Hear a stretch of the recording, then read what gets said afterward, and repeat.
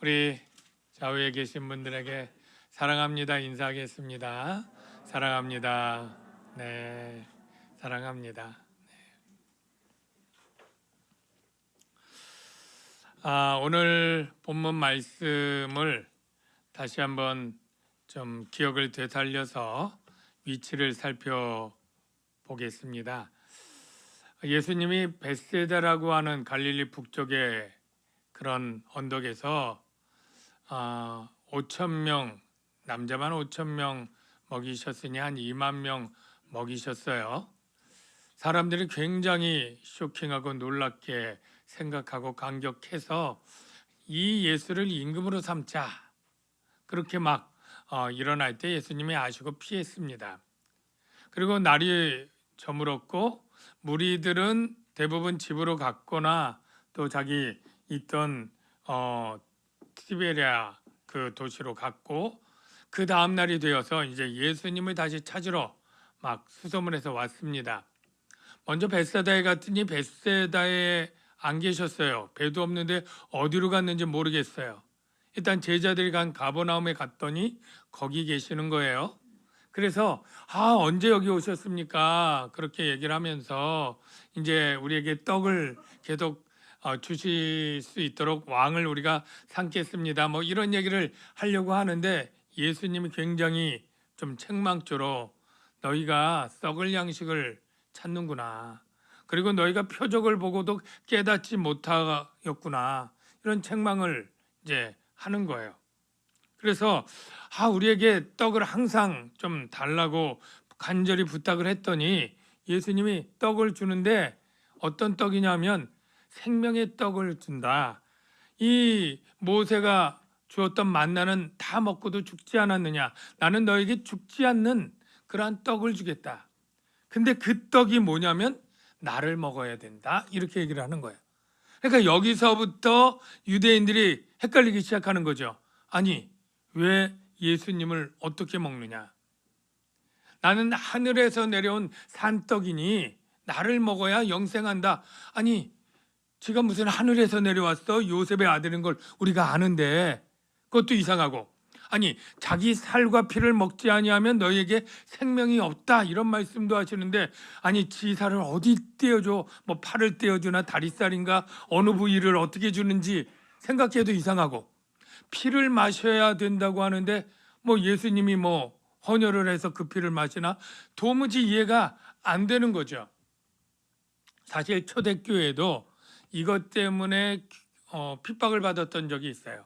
이 성찬식을 할 때 이 내 살과 내 피를 기념해서 먹는다고 할 때 밖에서 듣던 사람들이 그 당시 유아들이 좀 없어지고 납치되고 이랬는데 이 기독교인들이 아기들을 납치해가지고 이렇게 살과 피를 먹나 보다, 이런 오해를 받고 비난을 많이 받았던 적이 있습니다.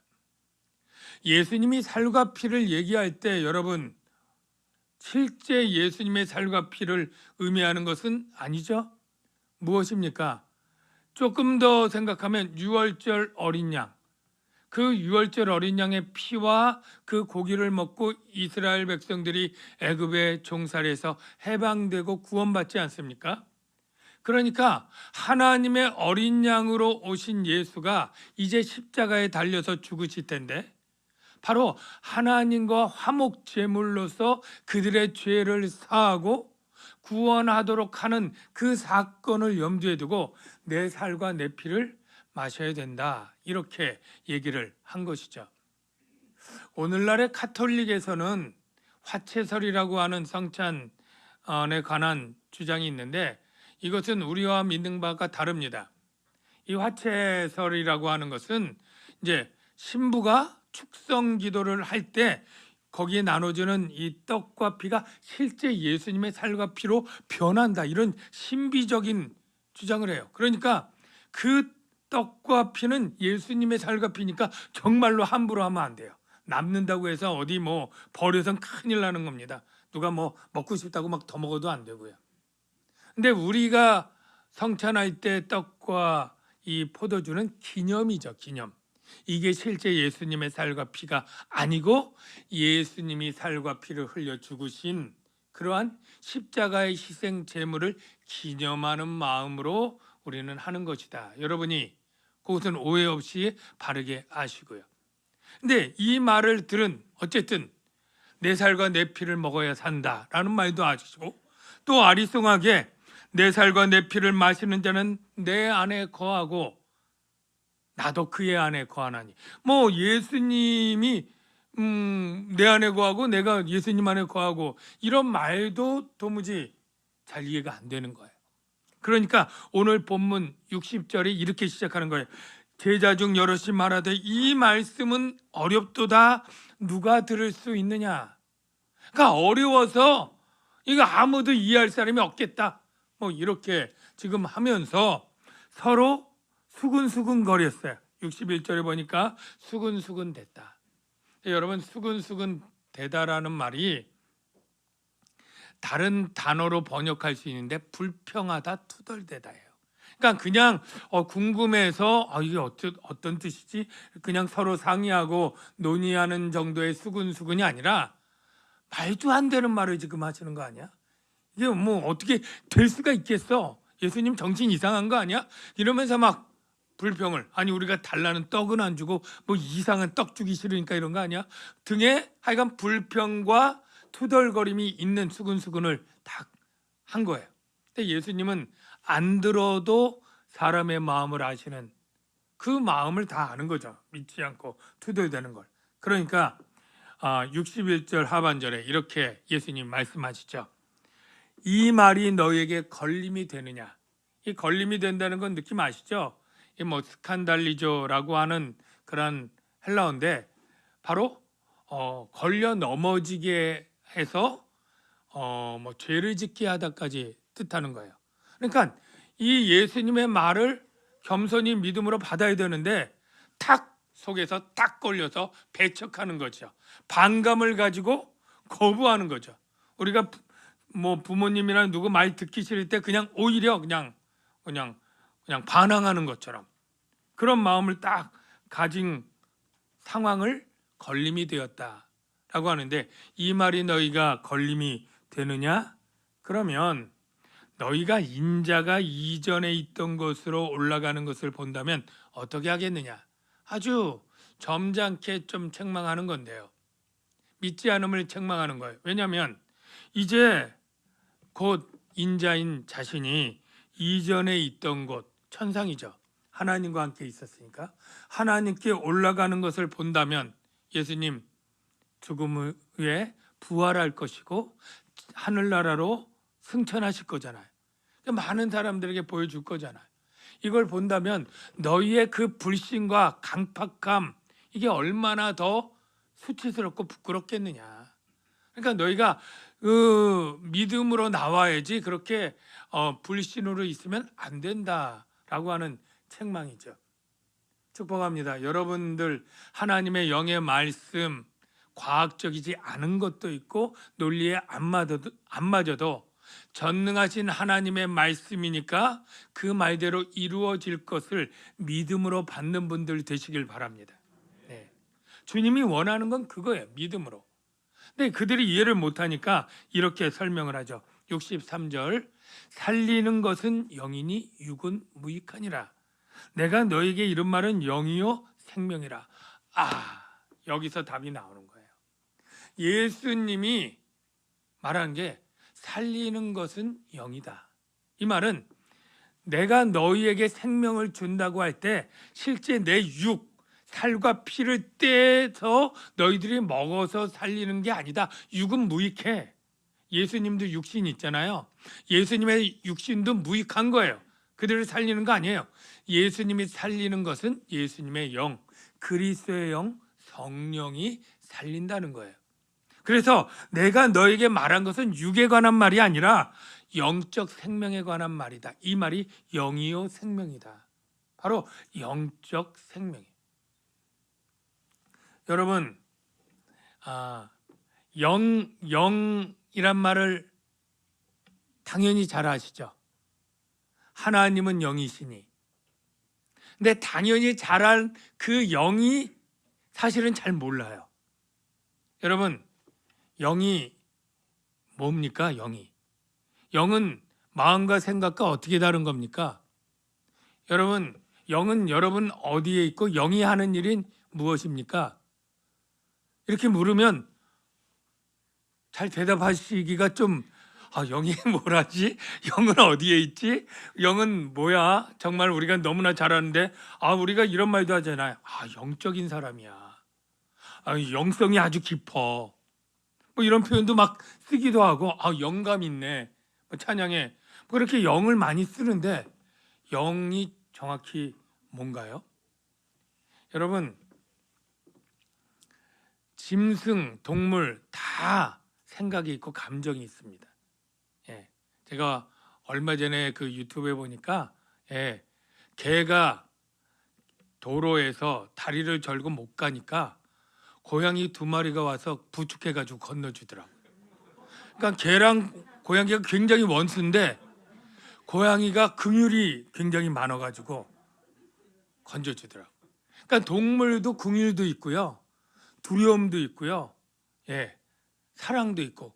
그래서 뭐 사자를 어렸을 때 키워가지고 나중에 이 아프리카 어디 케냐에 보냈는데 몇 년 지나서 주인이 가니까 궁금했죠. 이 사자가 맹수로 돌변해서 있을지 어떻게 할지. 근데 정말로 그 주인에게 막 걸어오다가 나중엔 뛰어와서 탁 포옹하고 불을 비비면 그런 영상이 있는데, 이 동물도 사랑도 있고 참 고마움도 알고 다 있죠.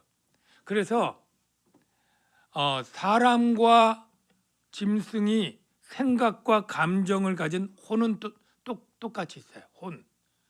우리 몸을 물론 영혼을 붙여서 이해하는 교리도 있지만 영과 혼과 몸, 너희 혼과 영과 관절과 골수를, 이런 히브리서의 표현을 보면 영이 있고 혼이 있고 몸이 있잖아요. 그러면 혼이 뭐냐라고 할 때 쉽게 생각하면 혼은 마음, 생각, 감정, 우리 인격이라고 하는 지정이, 이게 다 혼이에요. 이거는 동물들도 다 있어요. 근데 동물과 사람의 차이가 뭐예요? 결정적으로 동물은 뭐가 없다? 영이 없어요. 암만 똑똑한 침팬지도 하나님께 예배하는 침팬지 봤나요?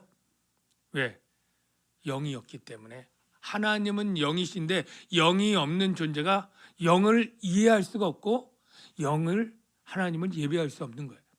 사람이 짐승과 다른 게 딱 영인데 하나님이 창조할 때 짐승과 다르게 창조한 게 있어요. 뭡니까? 우리가 사람을 질 때 우리의 모양대로, 우리의 형상대로. 하나님의 형상 중에 가장 중요한 게 영성입니다. 영성. 오직 사람만이, 도덕적 피조물인 사람만이 영이 있어요. 물론 천사도 영적인 존재인데 거긴 몸이 없죠. 사람만이 하나님과 같이 영이 있고 그리고 몸도 있는 것이죠. 그래서 영이 하는 일이 뭐냐면, 영과 영은 서로 교통하고 교제할 수 있어요. 영이 영을 알아보고 그리고 하나님은 영이시기 때문에 하나님께 예배자로 하나님을 경배할 수 있어요. 굉장히 영적이고 영성 깊은 사람이다. 어떤 뜻입니까? 영이신 하나님을 늘 삶에서 코람데오라고 하잖아요. 하나님의 임재 앞에 사는 것처럼 하나님의 뜻을 묻고 하나님의 어떤 예배하면서 하나님과 늘 교제하며 살아가는 사람이면 그 사람은 영적이고 영성이 깊은 사람. 이해가 되시죠? 그런데 내가 하는 말은 지금 육체의 말이 아니라 영의 세계이고 영적인 말이고 영적 생명에 관한 말이다라고 예수님이 이야기를 해주는 것입니다. 여러분, 사실은 이 말, 제가 한 말, 내가 하는 게 영적 생명이다라고 하면 여러분 다 이해가 되시죠? 예수님이 실제 자신의 육체에 무익한 육체를 먹고 마셔야 된다는 게 아니라 영적인 것으로 믿음으로 예수님의 받아들이면, 여러분 믿음은 예수님의 영과 자기의 영이, 인간의 영이 연합하게 돼서 서로 너는 내 안에 내가 너 안에 이게 되고, 예수님의 영은 성령과 같이 교호적으로 쓰이는 것으로 봐서 예수님의 보내시는 영은 성령이에요. 예. 하나님에게서 성령이 나오고 예수님이 보내신다, 이렇게 되어 있습니다, 신학적으로는. 그래서 이 영은 생명의 성령이라고 별명이 붙었어요. 왜? 하나님만이 생명을 주는데 이 생명의 성령이 오면 죽은 영이 살아나게 되는 거예요. 그래서 사도 바울은 이 비밀을 로마서 8장 9절 이하에 이렇게 기록했는데, 아주 중요한 말씀이니까 여러분 집중해서 한번 보십시오. 만일 너희 속에 하나님의 영이 거하시면 너희가 육신에 있지 않고 영에 있나니, 그리스도께서 너희 안에 계시면, 이게 그리스도의 영이죠. 몸은 죄로 말미암아 죽은 것이나 영은 의로 말미암아 살아있는 것이니라. 보세요. 영은 의로 말미암아 살아있다. 내가 내 영으로 너희를 살리는 것은 영이니, 이 뜻이 여기 있는 거예요. 또 예수를 죽은 자 가운데서 살리신 이의 영, 즉 하나님의 영을 이렇게 길게 표현한 거예요. 예수를 죽은 자 가운데 살리신 분이 누구예요? 하나님이죠. 하나님의 영이 너희 안에 거하시면 그리스도 예수를 죽은 자 가운데서 살리신 이가 또 역시 하나님이죠. 너희 안에 거하시는 그 영으로 말미암아 너희 죽을 몸도 살리시리라. 여러분 정리하십시오. 예수를 믿으면 하나님의 영이 오는데, 영이 첫째 뭘 살리냐면 내 영을 살려요. 내 영을. 예수 안 믿는 사람의 영은 다 죽었어요.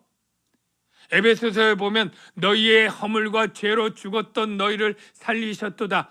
에베소 교회 성도들이 살아있는데 뭐라고 얘기하냐면 너희가 죄와 허물로 죽었었다, 근데 살리셨다, 그렇게 얘기를 할 때 그 죽음은 육체의 죽음이 아니죠. 영적인 죽음이에요. 죄와 허물은 그 영을 죽입니다. 그러니까 예수 밖에 있는 사람들은 아직 아담 이후 그 영이 살아난 적이 없는 거예요. 늘 죽은 거예요. 예.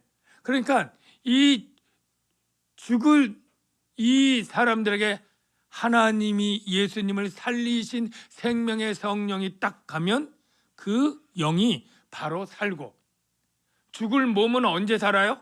당장 살리진 않아요. 주님이 재림할 때 우리의 썩어진 몸도 살리시는 성령. 첫째 우리의 영을 살리고, 두 번째 단계 우리의 몸을 살리고, 바로 그 영적인 얘기를 하는데 이 유대인들이 그거를 도무지 알아들을 수가 없는 거예요. 도무지 알아들을 수가 없어요. 그러니까 그들이 어떻게 했냐면 다 떠나갑니다. 66절. 그때부터 그의 제자 중에 많은 사람이 떠나가고 다시 그와 함께 다니지 아니하더라. 다시 예수님을 찾지 않을 정도로 떡 안 준대, 그거 거짓말이었어. 그리고 다 간 거예요. 예수님이 영원한 생명의 떡을 알아먹지를 못하니까. 그런데 예수님이 그 전에 한 말이 아주 의미심장한데요. 뭐냐면 64절부터 볼게요. 그러나 너희 중에 믿지 않은 자들이 있느니라. 믿지 않는 자들이 있다는 거죠. 하시니 이는 예수께서 믿지 아니하는 자들이 누구며 자기를 팔 자가 누구인지 처음부터 아심이로라. 가롯 유다가 팔 것도 알고 믿지 않을 자들 다 이미 공생애 때 이미 알았다는 거예요. 그런데 중요한 것은 또 이르시되, 이 말이 중요해요. 그러므로 전에 너희에게 말하기를 내 아버지께서 오게 하여 주지 아니하시면 누구든지 내게 올 수 없다 하였노라. 여러분, 믿지 않는 게 내게 오지 않는 건데, 믿지 않으니까 오지 않는 건데, 이게 뭐냐면 내 아버지께서 오게 하여 주지 아니하셨기 때문에 믿지 않았다, 이렇게 얘기를 하고, 그들은 정말 다 떠나간 거예요. 사랑하는 성도 여러분, 먼저 우리가 분명히 할 게, 여러분 하나님이 영이시라는 게 믿어지십니까? 그리고 예수님을 믿으면 영생을 얻는다는 게 믿어지십니까? 할렐루야. 여러분이 지금 아멘 하신 분들은 여러분 머리가 좋아서 믿거나 워낙 남의 말을 잘 듣는 너그러운 성품이기 때문에 믿는 것이 절대 아닙니다. 여러분이 그 영적인 것이 믿어진다는 것은 여러분의 영의 세계가 눈에 보이기 때문이에요. 하나님을 믿는다는 것은 영적인 존재가 인정이 되고 이해가 되고 믿어지는 것 때문이고, 여러분의 영이 산다는 것이 이해가 되고 그것을 높은 가치를 부여하고 있다는 것은 벌써 여러분은 바로 영의 눈이 열리고 영의 귀가 열리고 영적 생명이 있기 때문이라는 것을 아시고 기뻐하시길 바랍니다. 이게 근데 중요한 건 내가 잘난 게 아니라는 거예요. 내가 믿음이 좋거나 내가 영의 눈을 떴기 때문이 아니라 누군가 내 영의 눈을 뜨게 해주시고 영의 귀를 열리게 하시고 영의 세계를 볼 수 있도록 해주신 분이 있는데, 그게 누구냐? 아버지 하나님이시라는 거예요. 하나님의 은혜로 내가 영적인 것을 보게 되는 거예요. 여러분, 우리가 구원은 하나부터 100까지 하나님의 주권적인 은혜 때문에 되는 것을 여러분 아시기를 바랍니다. 내가 예수님 내가 결정하고 내가 믿는 것 같지만 하나님이 나를 태초에 예정하시고 그리고 그 뜻대로 우리를 부르시고 우리를 구원으로 인도해 주셨기 때문에 우리가 예수님에 대해서 우리가 영적으로 도무지 볼 수 없다면 우리가 어찌 믿겠습니까? 이렇게 지금 이게 뭔 말이래? 도무지 말도 안 되는, 좀 강하게 말하면 미친 자의 미친 말 아니냐? 이러고 다 떠난 거 아닙니까? 근데 여러분 보십시오. 여러분 똑같은 수준의 여러분 이웃집 아줌마나 친구들에게 세상에 말해 보십시오. 반응 똑같습니다. 제가 대학 동기 동창들 만나서 이야기하면 똑같이 반응합니다. 어떻게 동정녀 마리아에게서 사람이 태어날 수 있냐? 그 말을 믿냐? 라고 말해요. 예. 영이신 하나님, 보이지 않는 그 하나님을 도무지 믿을 수 없는 것이고, 뭐 그 살과 피를 먹는다는 건 더더 말도 안 되고, 그가 내 안에 내가 그 안에, 이거 도무지 말도 안 되고 이해가 안 되는 거예요. 예. 그런데 우리가 이것들을 인정하고 이해하는 게 내가 머리가 좋고 믿음이 좋아서가 아니라 아버지 하나님이 우리를 택정하사 그 세계, 영의 세계를 보여주시고 믿게 해주신 전적인 하나님의 은혜라는 걸 우리가 잊으면 안 됩니다. 로마서 8장 28절에 구원받는 자들이 하나님이 어떻게 하시는가를 뭐 신학적으로 조금 어렵지만 써 있어요. 한번 확인해 볼게요.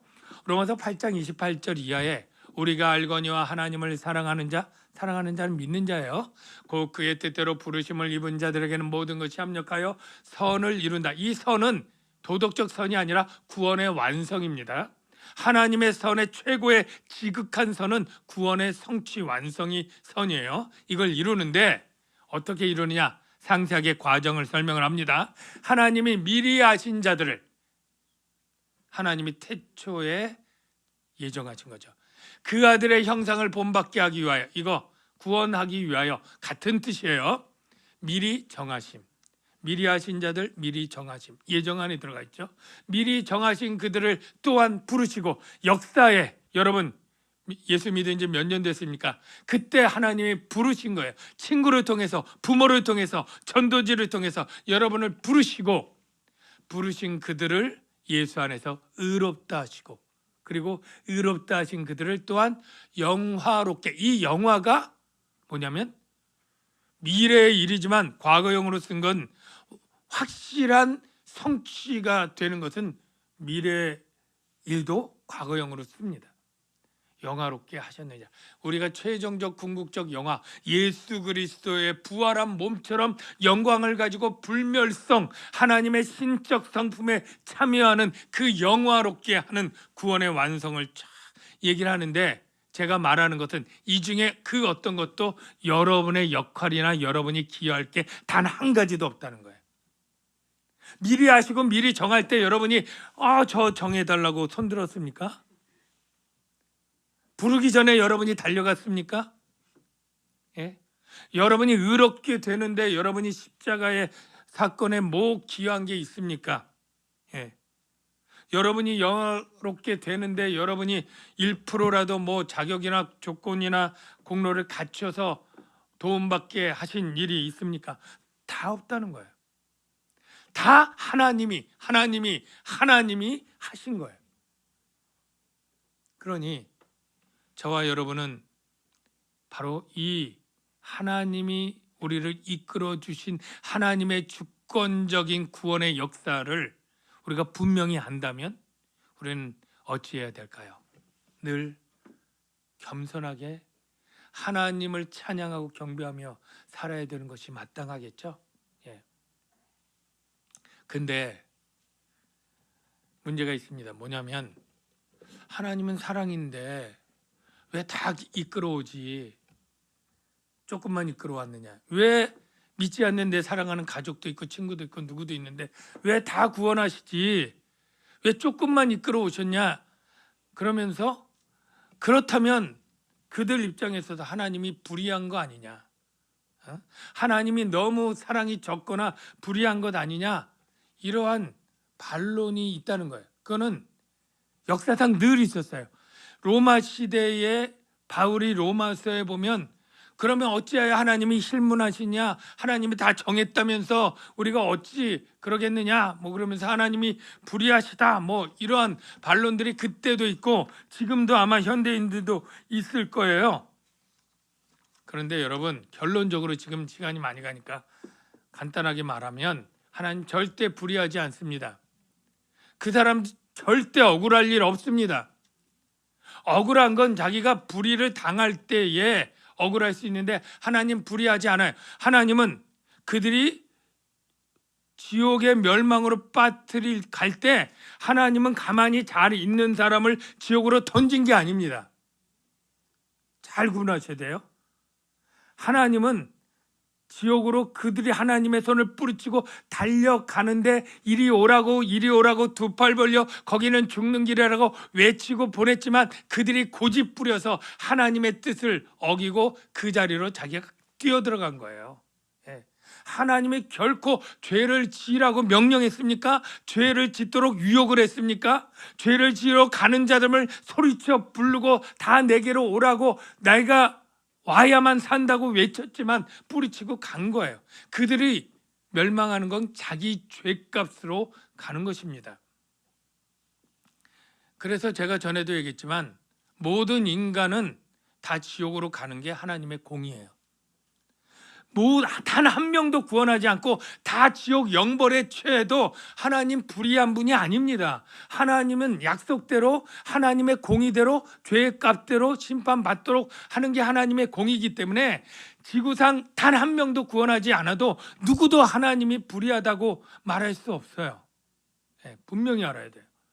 근데 하나님이 긍휼이 커서 다 지옥에 보내고 다 죽어야 마땅한 사람들 중에 하나님이 특별하게 몇 명을 자기 아들을 죽이는 엄청난 대가를 치르면서 긍휼을 베풀어 주신 것뿐이에요. 그때 이 긍휼을 받은 사람들은 하나님의 긍휼에 대해서 너무나 감격하고 찬양하는 것일 뿐이지 구원받지 않은 사람들에게 하나님이 불의를 행한 것이 없다라는 거예요. 제가 비유를 시간이 가지만 여러분들의 중에 궁금할 분이 있기 때문에 조금 더 설명을 할게요. 자, 마약을 아주 그냥 황홀하게 하고 막 이래가지고 아주 강력한 그런 어떤 마약이 있어서 사람들이 막 그거를 먹으려고 하는 사람들이 많다고 칩시다. 그런데 그거 먹으면 어떻게 돼요? 중독에 걸리고 돈 다 날리고 아주 가정이고 직장이고 다 망하게 돼서 그 인생 망하고 법에 걸려서 감옥에 가고 이렇게 완전 그 인생이 망하는 것 아닙니까? 그러니까 나라에서도 법을 강력하게 만들고 절대 공익 광고를 통해서 절대 마약은 근처에도 가지 말고 하지도 말라고 그렇게 신신당부를 합니다. 그런데도 불구하고 그 유혹에 그것을 맛보고 계속 그것을 하다 결국 중독에 걸리고 그 인생이 망가진 어떤 사람들이 있다고 칩시다. 자, 누구 잘못이에요? 이 잘못이 국가가 잘못한 겁니까? 아니면 누군가 나를 선한 사람들이 나를 돕지 않은 잘못입니까? 아니잖아요. 이건 다 자기 잘못이잖아요. 그렇게 알고도 지은 자기 죄 때문이잖아요. 그런데 여기까지 아무도 불의한 게 없어요. 국가나 뭐 다른 사람이 할 바 다 한 거예요.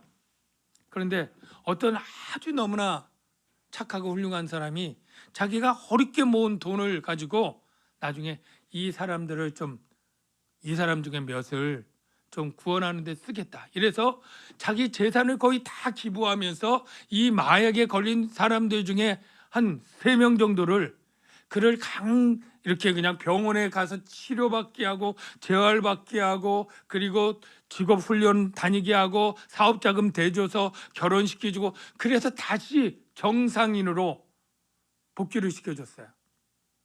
그랬더니 이 3명 외에 다른 사람들이 저 사람 불의하다고, 왜 다 치료해줘야지 3명만 치료해줬냐고 그렇게 항의하는 게 말이 됩니까? 바로 이런 거예요. 하나님이 다 지옥에 가고 다 마땅한 우리 죄 때문에 다 지옥 가도 불의한 게 아니라고 했죠. 다 하나님의 공인데 그 중에 하나님이 자기 아들을 죽이는 엄청난 희생과 대가를 치르면서 우리를 긍휼을 얻을 누구를 원해서 긍휼을 했다고 그게 불의한 것입니까?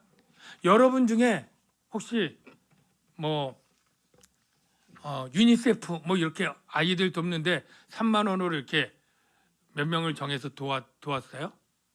그때 다른 사람이 비난하면서 유니세프에 도와줄 사람이 수십만 명인데 3명 도와서 되겠어? 이렇게 한다면 그게 맞습니까? 유니세프 그래 수십만 명을 다 도왔더니 월드비전에도 힘든 사람인데 왜 거긴 안 도와? 만약 이런 식으로 나온다면 그게 옳은 비난이겠습니까?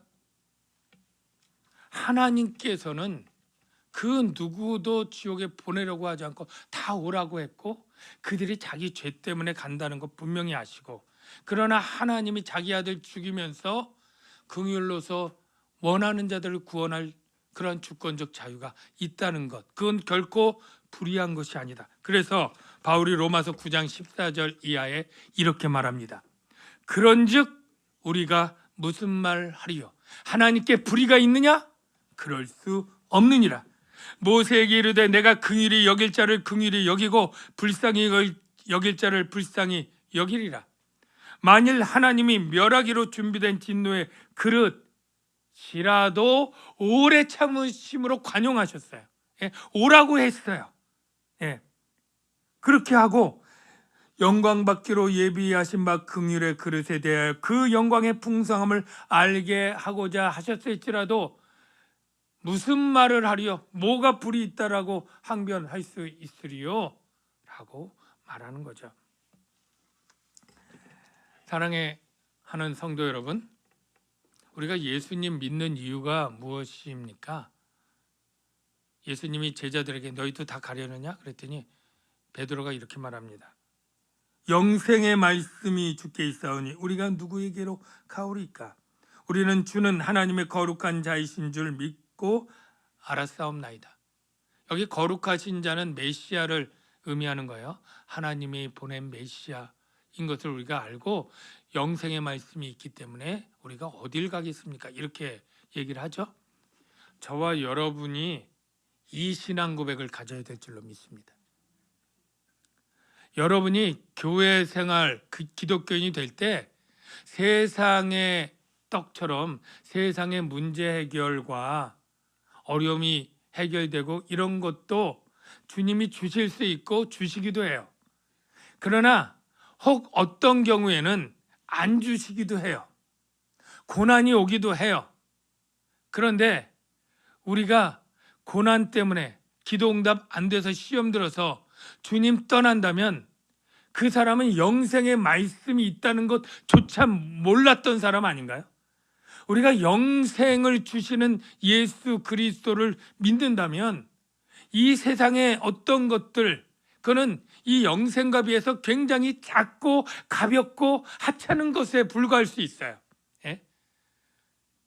영생의 말씀 때문에 우리가 기독교인이 되고 신앙생활하고 고난과 환난에도 흔들리지 않고 교회 생활에 봉사하고 그 영생의 삶을 소망하는 그리스도인으로 살아가는 가장 유일한 이유가 바로 이 영생 때문이어야 된다고 우리에게 말씀하고 있는 거죠.